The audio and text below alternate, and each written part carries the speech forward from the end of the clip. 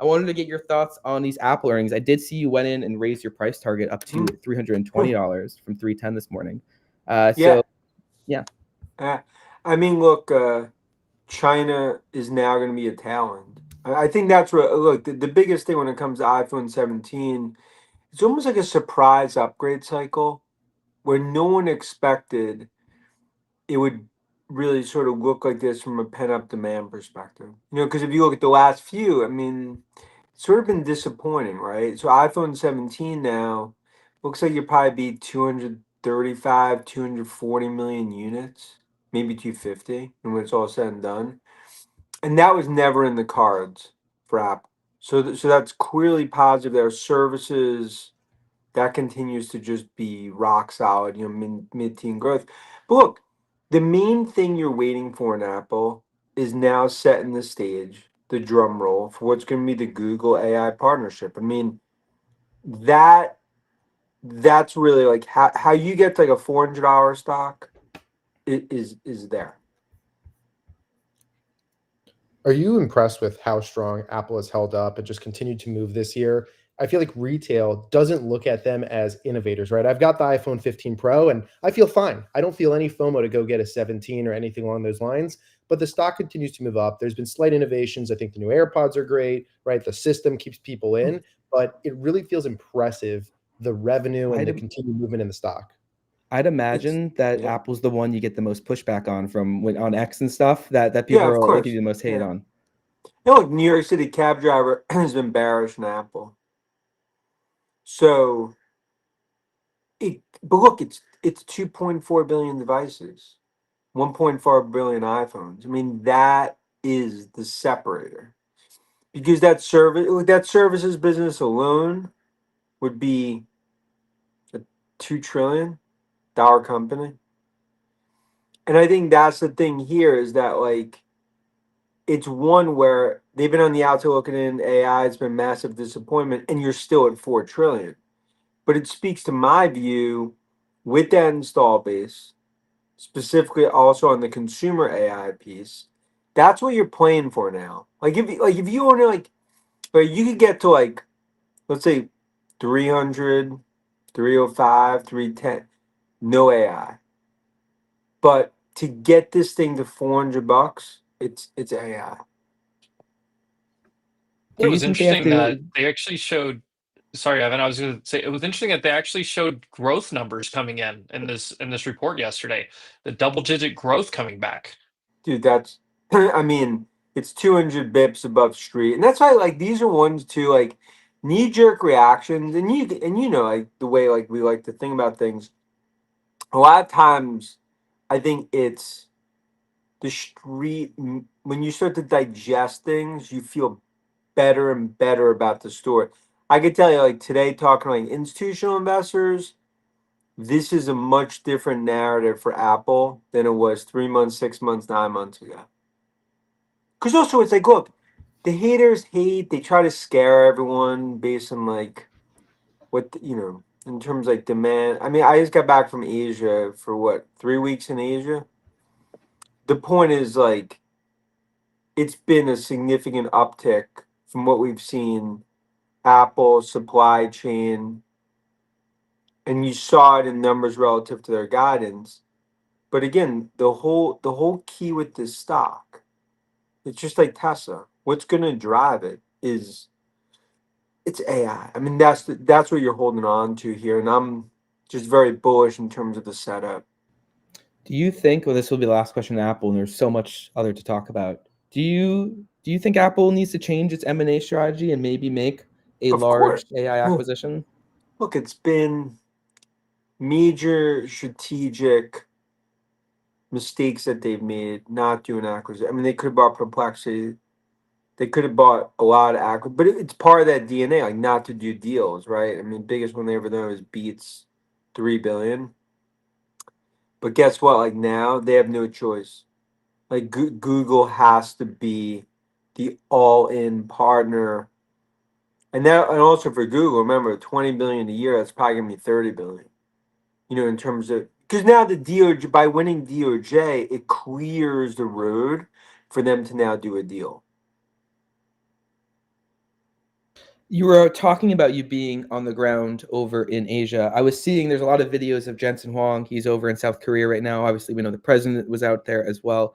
But Jensen and NVIDIA is signing a bunch of deals over in that part of the world. I'm curious on, obviously, you're going to a lot of suppliers. You were on the ground there, of kind of what you're seeing in this AI area and the semiconductors and the kind of NVIDIA part of the market. Obviously, we're seeing the Amazons of the world, the Microsofts, the CapEx numbers from this week are still as big as ever, and these companies are spending, Metas of the world.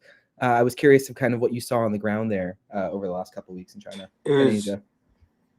demand supply it's off the charts. I mean, that's why, like a lot of times when people talk like bubble or this or evaluate, like when you actually when you see demand and you see what's happened in Taiwan and you see what's happened with the memory players in Korea and you see what's happened in the supply chain. I'm not saying that you can't have air pockets. You're not gonna have macro things that happen or headline risk, whatever it may be. This demand story is probably like a year ahead of where I expected it to be.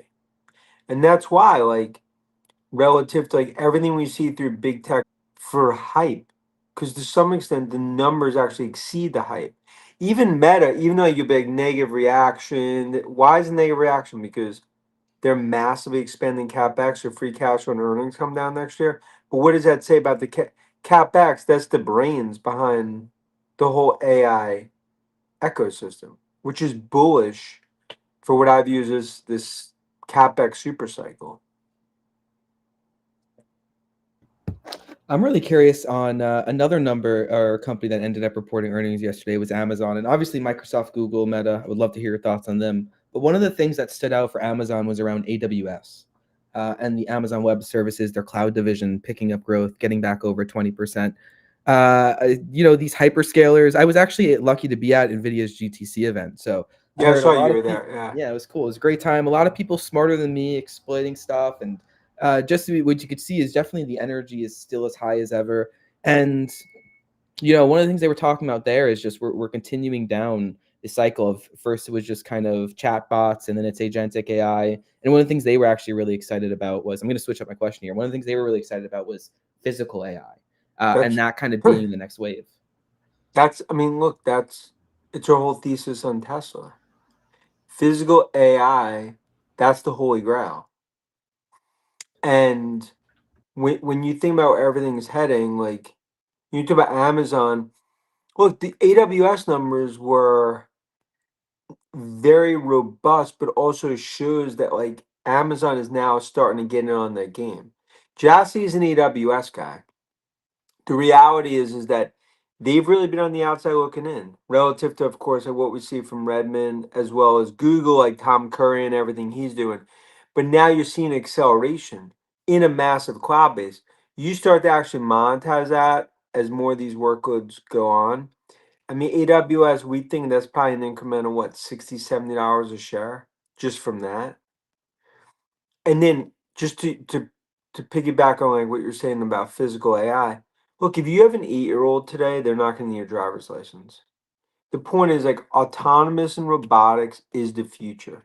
But it speaks to my view of Tesla. I think Tesla and Nvidia are the two biggest physical AI players in the market.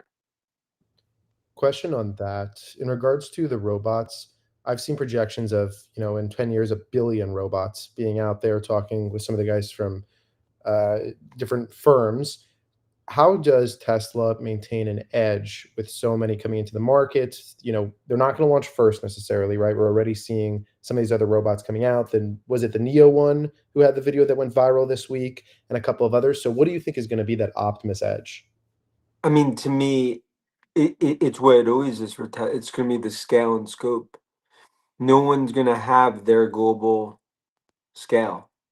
I mean, like when I visit like humanoid robot factories, like I've been to a few, U.S. as well as in China. So how many like think about production? It's pretty minimal. Tesla is going to own that game. Now again, of course, like 10 years out, a lot of things could change. But I'm just saying the next few years, autonomous, as well as when it comes to robotics with Optimus, it's their game to lose. That's why, look, Tesla is all about that story. Like, you're not playing it for like deliveries in Q4. You're playing it for like how quickly could they scale robotaxis, Cybercab production, Optimus production, regulatory roadmap in terms of giving them a more I think favorable regulatory roadmap on the federal side. Yeah, I'm glad you hit on the federal regulation because to me, that's one thing that I actually want to jump back for just a second AWS about. So AWS, they had that issue a couple weeks ago at this point and basically took down half the internet, it feels like, from one moment. Do you have any concern when it comes to AWS and Amazon of government intervention to try to break them up? And dude, look at the DOJ thing. I mean, again, there's a better chance of me like batting behind Otani Yeah. tonight than government breaking these up. Dude, that's why every time I be like, what about government breakup? I'm like, I mean, No look at the DOJ. Everyone was just go back to earlier this year, right? No one would touch Alphabet because AI is killing its business on search, which was essentially the exact opposite. I'm not saying it's not an issue, but search queries continue to be up from all the survey work, and they're going to get broken up. They won that across the board. So it just comes down to from a government perspective. And also now, especially with Trump, I mean, big tech, they're conciliaries, right? Like, I mean, they've never been better positioned. So I don't worry about any of the regulatory for the next 3 years or, well, maybe the next 7 years. Yeah, that seems to be the mindset of the current administration. And, Trump and Elon have kind of had their tiffs, but at the end of the day, it seems like everybody's just pushing forward, especially into this world of AI. And I agree with it, the physical AI. I think it's those two things meshing together that creates real explosion. That's how you get a $10 trillion company. But also part of it is that like my whole career going to Asia, okay? You be there, Taiwan, China, then you come back to the US and there's like, you start to realize like just how far behind we are. But now for the first time in 30 years, US is ahead of China in tech because of Nvidia, because of the hyperscalers, because of Palantir. And Trump knows that. And China knows that. Now China has energy. They have the rare earth raw materials, right? So I mean every US needs China, China needs US. But that's an important part. And that's why I can tell you when I globally, like when I meet so many investors, you play US big tech. I also think you could play China big tech and like Alibaba, Baidu, Tencent, some others. But like this is going to be a US tech centric story in AI for the coming years. And once like the trade framework officially got done, Black Swan got taken off, right? And That, to me, it's a yellow brick road for these stocks to go higher. that was your note that you put out on Sunday, right? You wrote Yeah. about the coverage. Could you break that down a little bit for our audience? Yeah, I mean, to me, it just comes down to like you needed the trade framework there.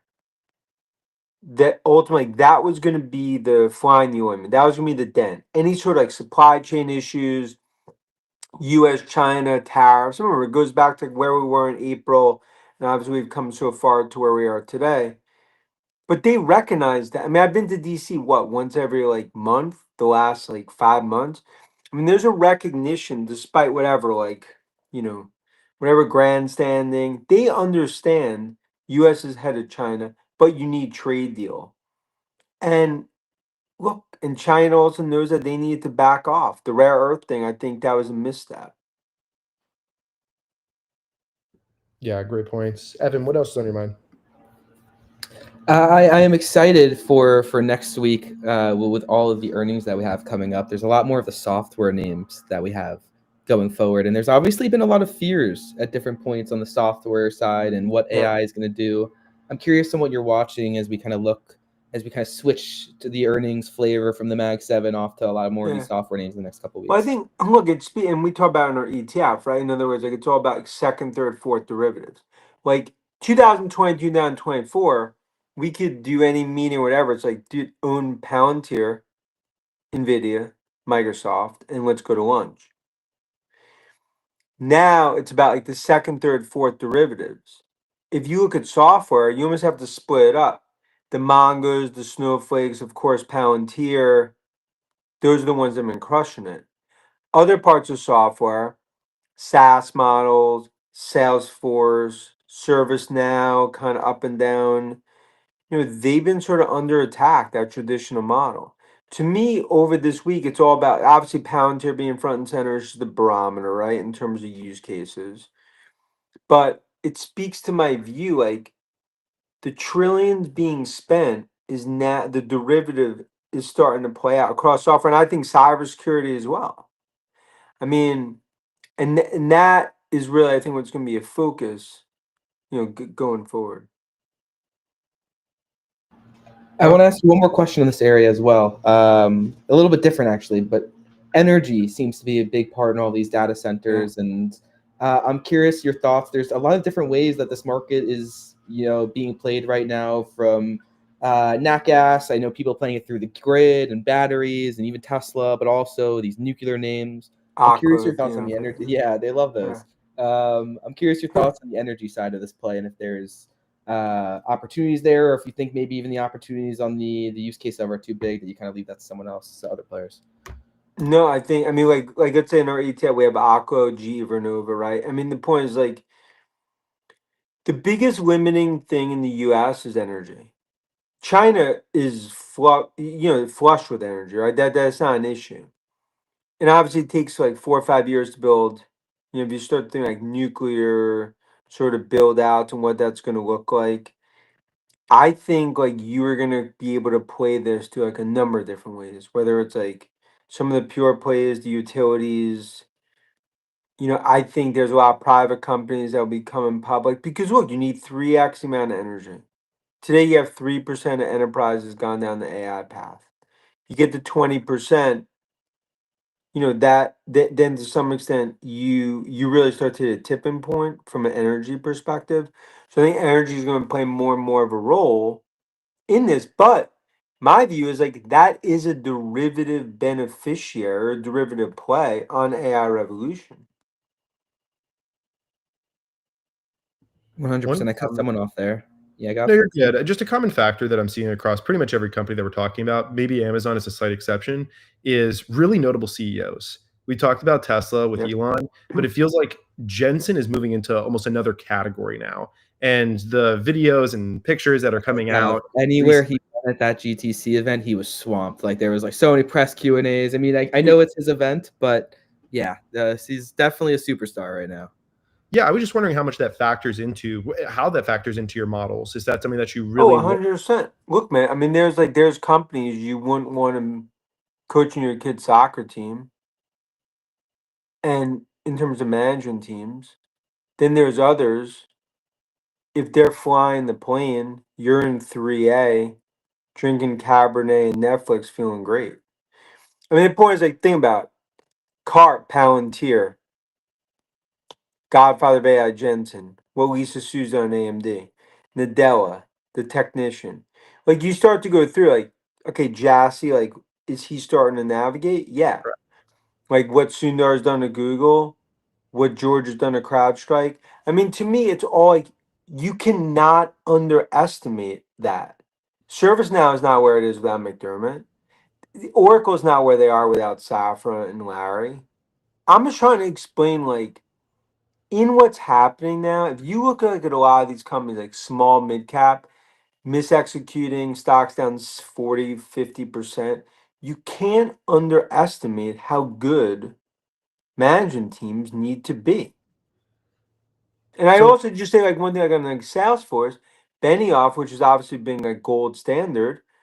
Look, this is like a gut check moment for him, right? I believe they'll be on the other side and they're going to monetize it, but I clearly underestimated AI, and now they have to show they can monetize it. brings me a little full circle to the first topic we were discussing. Is Tim Cook the right guy, in your opinion, for the next 5 to 10 years? Look, Cook he is the right guy. I think he's had to change, and he's gonna have to change because look, talent left Apple in droves. You have an install base. that's unparalleled, and that's how they've been able to monetize. But either it's through M&A, major partnerships. He's gonna have to cheat, or like we'll call it tweak his strategy to get Apple through this AI era. And I think that's why he will be the person, but he's gonna have to evolve as well because you can't just use the playbook that got you there. Yeah, it's different for him, I guess. Suppose he moved from that operational role, and that's who he's been, right? He's been an ops He's a guy. supply chain legend, a 10% politician, 9% CEO, unbelievable. But it comes down to like AI error. Remember, Apple gets 300 without AI. But you're playing it for like, how do you really have the massive move? How do they own consumer AI? Remember, people are going for them. Look what Meta's doing. You know, just think about like what OpenAI and Sam's doing in terms of some of the partnership, and the Johnny Ivy deal, and some others. So Yeah. like, you have to step up on it, and I think it's just something where Google is going to be the partner. It's like, to me, it's like a de facto Interesting. So it's done deal in your mind. done deal. It's just a matter of when they announce it, how they announce it, and what the timing is going to be. Put that on a billboard. I like that. Very interesting. Evan, I know that we've got about 7 minutes Yeah. left here. What else did you want to touch on? I want to talk about ORBS. Yeah. We started this at the start. Dan, I know you are the chairman of the board of ORBS, Eightco Holdings. This is a Worldcoin Treasury company. We haven't gotten the chance to talk about this at all. So I'd love to hear just your initial thoughts on it, like what Worldcoin is, why online ID is important. Just I'd love to hear your thoughts on the project. No, thanks. Look, I mean, the reason that I'm doing this, and I'm so excited about doing it, I'd say more excited today than even before launching the transaction. It's like my view, like WorldCoin and what they've done in terms of on the orbs and digital, what's essentially, what I view as sort of iris scanning identification that's really going to be a single sign-on in AI future. I mean, the reality is that this is much more of an AI tech company than a DAT crypto. Now it's through crypto because it's WorldCoin. That's everything Sam Altman's built along with Alex. But the reality is, like in the future, you're gonna need human proof authentication. You have bots. You're gonna have robots. Just think about the few. I'm not talking about the next month. But where it's going, I'm a true believer in what they're doing with World, in the device they've built in terms of orbs, 17.5 million today. And I think more companies are going to go down this route as well as they go down AI, right? And to me, that's what makes it so exciting. I think especially what you see with like so many of the dabs and so many of the cryptos, it's obviously just based off the coin. This is really utility. And that's why, look, I mean, Tom and Bitminer invested in it. We had the pipe, and, a lot of investors are super excited about it. But to me, it's really about the future. I don't think AI reaches its height without true, what I think, human proof authentication. Why do you think this is the right version of human? We sit on all these social medias and complain about bots every single day. Now there are literally humanoid robots coming soon, and the way that's going to advance so quickly, like clearly this is something we're going to need to do. I'm curious on why you think the orbs, the retina scanning, all that stuff is the right version of it. Well, first off, it's the most private out there in terms of secure. I mean, it's on the orb for 10 seconds, and then it's in your phone. Only you get it. I mean, there's 8 billion in theory, but this is from a data privacy perspective. Everyone has an individual code basically to their eye. Two, the technology is years ahead of what anyone else has built. Now, obviously, there's Clear, and anyone that used that, but that's essentially static. If you look, the apps and the amount of people that are going to be in the network, I mean, we think it's going to be 100 million next year. So they've developed the technology. Remember, this all goes back to like Sam Altman's view, going back years ago, is that this is going to be the future. And my view is like, look, we were just in Japan, like the second biggest advertisers using it. How did they know if their advertising is reaching Dan, Gene, or whoever versus a bot. Like in terms of like identification, like we announced a thing with Kraken. Like, how do you know, like, if me and you are transacting on crypto, that who you are, who you say you are?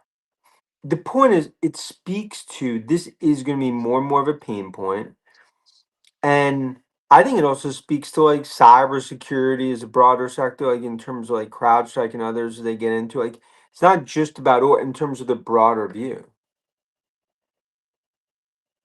I have a couple of quick questions off that. So you mentioned Clear, and their stock's done Yeah. not as good, I guess, in the long term, but okay this year. What do you mean by they're static versus yours being dynamic? I mean, because the goal is like you're gonna have like hundreds and hundreds of apps that are basically built in here. In other words, like this is gonna be, it's gonna be an ecosystem. Clear, you basically just go, you sign up, that's your ID, that's what it is. Here, we already have 17.5 million that are in the network. And it basically just got approved in the US in the spring. So you're gonna have more and more companies, social media, enterprise, that basically go down this network path. And to me, like it is gonna be the single sign AI future. The reason that I'm doing it, it's more really to drive this where I believe it needs to get to. This technology in terms of where it plays as a layer in the stack. Yeah, it kind of feels like the evolution of being able to open your phone with your face, which is just like the most helpful thing ever. And that was verifying that, hey, it was you that owned that phone. And now it's taking that and making that to the entire internet as a Yep. form of recognition, right? That's exactly what we're doing. But as somebody myself that's covered tech my whole career, like I see where it's going. And the reason that I'm doing it is like I am just a true believer to really unleash what I view as like the true AI revolution. You're gonna need a true identification. It's not gonna be through traditional means. It's gonna be this route. And And I guess goes without sorry, saying. Sorry, yeah. no, I was going to ask on the face authentication piece that I was looking into, where a lot of people are worried about their data getting out there and everyone having their fingerprint, all this stuff. But Of what I course. saw, you guys have are developing where it'll actually take selfies in your own phone or your own device and Yeah. then match that up periodically. So it's not like going out on the broad It's internet. not It's good. like No what one you has already have. access to it. No one has access to the data. And that's like a big thing that I've had to do is like education, right? Because it's like, oh, you have to educate. And that's why like I'm just like there's no technology that I think is more suited for what they've and the privacy component than how they've built it. I don't know if this is almost like a bad thing to say, but there's a lot of people, and I'm sure you have them in your life too, that are not only not early adopters, but they're kind of frightened by this technology. Of And course. they're like, I would never want to use AI for these things. I don't want anything like they're still probably scared of Alexa, right? I don't Dude, want they somebody. don't have easy passes because they feel like they're tracked. I mean, come And on. is it Like it's like people like when they're like sitting there like on a line to put like coins in like 1988 style, and they're like, "Oh no, I can't have an easy pass because someone could track me." well, I feel like No. that's where the opportunity is. There's Of so much course, opportunity because there's so many people that are still so scared. I know. So it's That- like so but look, I gotta go for this client thing, but I just want to say, look, thanks for having me on. All the stuff you guys do, you rock it. And it's just great to go through this AI revolution together. And remember, haters hate, man. When the bears are in their hibernation mode, they can't see AI in the spreadsheets. Can't see yeah. AI in the spreadsheets, Dan. We really appreciate you Like for that. coming on the stream and engaging with us, and we wish you nothing but the best. Obviously, Ives also the Ives ETF crossed over $1 billion of assets under management. You should go check out the website, check out the prospectus, everything they're trying to do there. Yeah, I appreciate Orbs, that. all that good stuff. We appreciate you for joining us. Always a great time. Great outfit as well. See you guys. We Thanks. appreciate you, Dan.